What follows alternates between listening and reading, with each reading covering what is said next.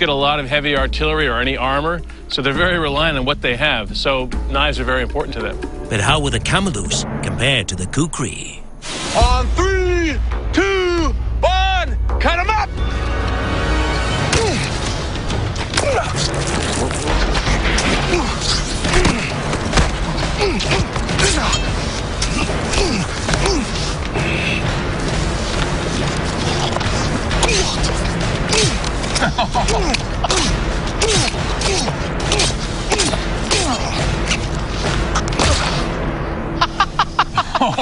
Done! 3 targets, 3 instant kills. The impact velocity is 81 miles per hour. Nice job, Nick.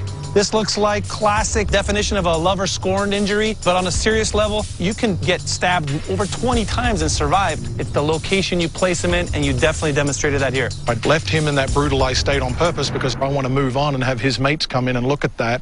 One trick is you kill every second guy, so when they wake up in the morning, every second guy is down. That messes with their head. They don't want to mess with you. You know, you bring up the psychological warfare, and that definitely is an X factor we can plug into the sim. Camalus struck faster, but the Kukri's blade cut deeper. So which close-range weapon gives his warrior the edge?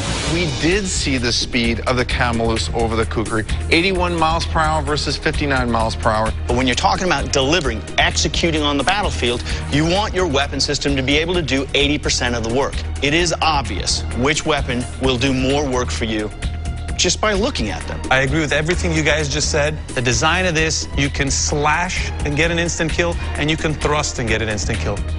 I'm not convinced that the Camalus is going to kill every time. You've got to place it perfectly. For close-range weapons, the edge goes to the Gurkhas for the Kukri. Coming up, the final battle.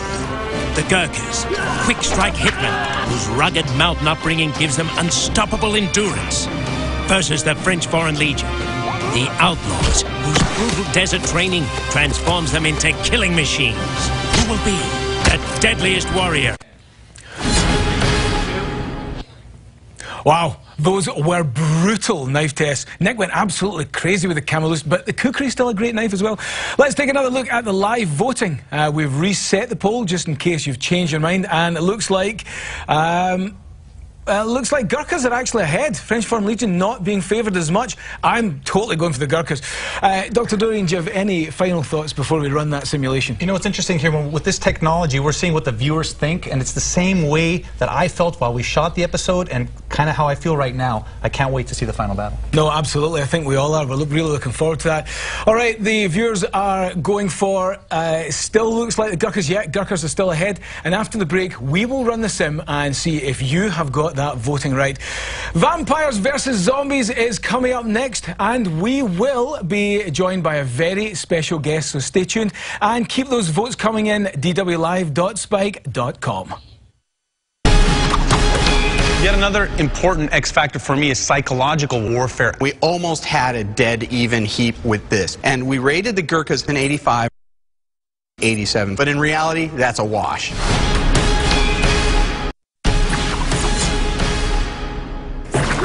Gurkha versus French Foreign Legionnaire. Who is deadliest? Our team of specialists has tested, recorded, and analyzed weapons these two great warriors brought to this World War II showdown. In long-range weapons, the Browning automatic rifle gunned down the Bren light machine gun. Edge Legionnaire. The medium-range weapons, the Enfield No. 4 bolt-action rifle outshot the Mass 36. Edge Gurkha. In short-range weapons, the Gurkha's Kukri had more killing potential than the Camalus. Edge Gurkha. The battlefield tactics, the French Foreign Legion's active defense defeated the Gurkha's improvised ambush. Edge Legionnaire. All the weapons data has been turned over to Robert Daly and plugged into the digital combat engine. His engineers have completed their historical research and assigned values to more than 100 X factors. Our team of researchers look at all of those things that make up the warrior behind the weapons, their battles, their fighting styles, their techniques. We quantify that data with a numerical value between 1 and 100, with 100 being the ultimate warrior. The Gurkhas born to fight, whereas the Legionnaires, if they screw up, they get brutally punished. That is, to me, all about discipline and the training that it takes to instill that discipline. Exactly correct. When you look at discipline, the edge goes to the Gurkhas. And we rated an 88 to the French Foreign Legion 76. Training, on the other hand, the training in the Legion is insane. So training was a 90 for the Legion and an 87 for the Gurkhas. For me, physicality is so important in this matchup. For the first time, we actually have a warrior whose environment becomes a physiological advantage, and that's gotta be a big factor here. When you look at the Gurkhas, because they're in a higher altitude, they are able to recover faster or to sustain themselves longer.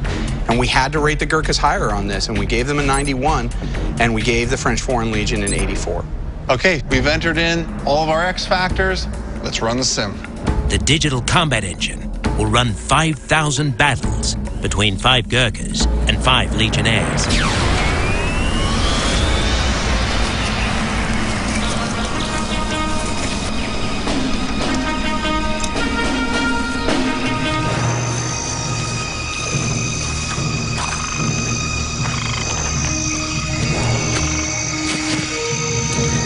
Retourne en t'attente. Vas-y, vas-y.